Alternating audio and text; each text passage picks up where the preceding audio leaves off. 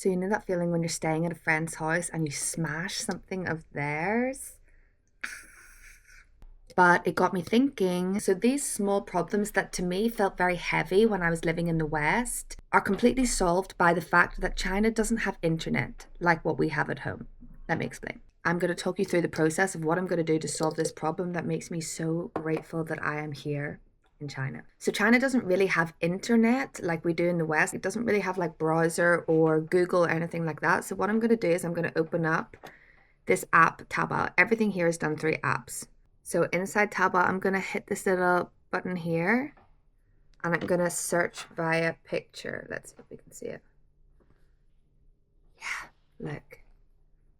And it just comes up the exact thing that you want to search. There's a few different apps. Some are more like Amazon. It can come like the next day. Some are more like Uber delivery, I guess. So it can be delivered within the city within like 15 minutes sometimes. And this vase just made me think about something similar that happened to me in London. I was staying at a different friend's house. I stay here, there, and everywhere. I broke something of hers and I shit myself because what do you do in that situation? You try and Google it. Maybe you go looking in some shops, but like odds are you're not going to find it, right? And in contrast, here, you open up the app, you scan the picture, you buy it, and it's there, done. Move on with your day. I know I always say like China is so convenient, and I know it sounds shallow, but for me, it is actually so much deeper because it's removing the emotional burden of these small, non-important things. Like when these little things are solved, your energy can go towards the things that actually matter. And this year, I really want to intentionally live a slower, more analog, less online life. But the irony is that this convenience in China actually creates that space for the slowness that I want to bring into my life.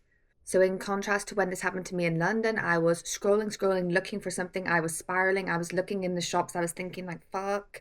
But here it's like picture, scroll, click, done. It doesn't even reach my stress threshold. So many small things that individually are not that significant, but when they add up, for me, it really just gives me that chance to think, okay, what could my life actually look like if these small stressors were no longer there?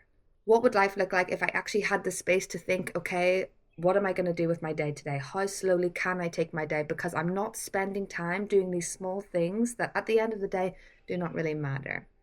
I know I always talk about like China and how convenient it is, but this is just one example that I think really shows a bigger picture. So I think having these problem solving apps, because that's really what they are. It's like, okay, what app is going to solve my specific problem? That just removes the emotional load and the friction from your life to just give you space to do more and be more. And for that, I'm very grateful that I live here. So Emma, I'm sorry for breaking your glass, but thank you for reminding me how grateful I am for where I live and what I'm able to do.